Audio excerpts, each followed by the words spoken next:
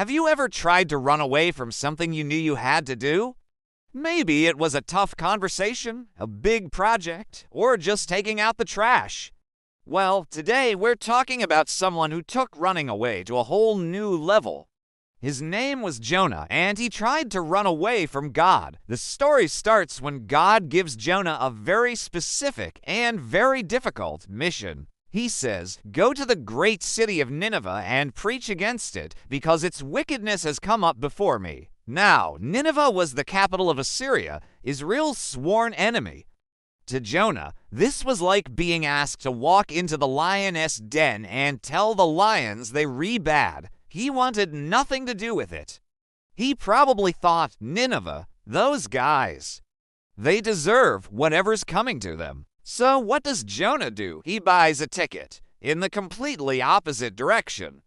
He heads down to the port of Joppa, finds a ship sailing for Tarshish, which was about as far away as you could get in the ancient world, and hops on board, thinking he can outrun God. He goes down into the ship's hold and falls fast asleep, probably relieved to be getting away. But here's a lesson. You can't ghost God. As the ship sails, God sends a massive storm. We're talking hurricane-level winds, waves crashing over the deck. The ship is about to break apart. The experienced sailors are terrified. They're throwing cargo overboard, praying to their own gods, doing everything they can to survive. And where's Jonah? Still sleeping. The captain finds him and yells, "How can you be sleeping? Get up and call on your God. Maybe he will take notice of us so that we will not perish." The sailors decide to cast lots to figure out who's responsible for this divine disaster. And guess who the lot falls on? Yep, Jonah. They surround him, demanding answers.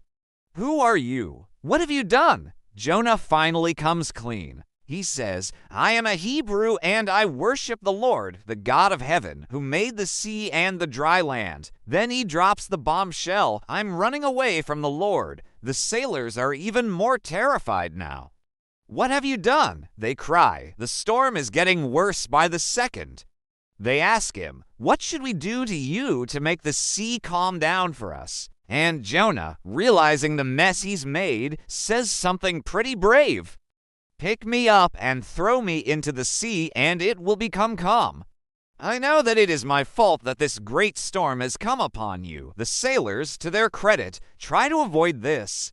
They row as hard as they can, trying to get back to land, but the sea just rages more fiercely. Finally, they realize it's hopeless. They pray to God, asking for forgiveness for what they're about to do, and then they pick up Jonah and throw him into the churning waves.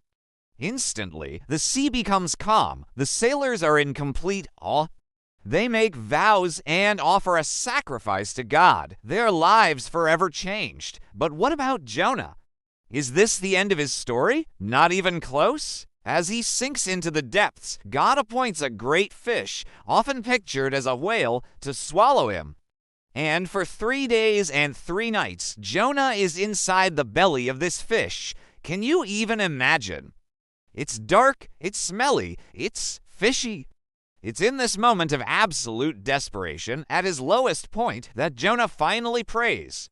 He repents, he acknowledges God's power and promises to fulfill his vow. And what happens next? God commands the fish, and it spits Jonah out onto dry land. Right back where he needed to be. God gives him the same command a second time. "Go to the great city of Nineveh and proclaim to it the message I give you." This time, Jonah obeys. He goes to Nineveh, a massive city, and preaches a simple, powerful message. 40 more days, and Nineveh will be overthrown. And the most amazing thing happens. The people of Nineveh listen. From the king down to the lowest citizen, they believe God's warning. They declare a fast, put on sackcloth, and repent of their wicked ways. When God sees their genuine change of heart, he has compassion and does not bring about the destruction he had threatened. You'd think Jonah would be thrilled, right? Mission accomplished, but he's not. He's angry. He sits outside the city and sulks, telling God, "This is why I ran away in the first place. I knew you were a gracious and compassionate God, slow to anger and abounding in love, a God who relents from sending calamity. He basically says, I knew you'd forgive them, and I didn't want them to be forgiven. Jonah's story is incredible because it shows us a God who is relentlessly patient, not just with the bad guys in Nineveh, but with his own reluctant prophet. It's a powerful reminder that God's mercy extends to everyone, even the people we think don't deserve it.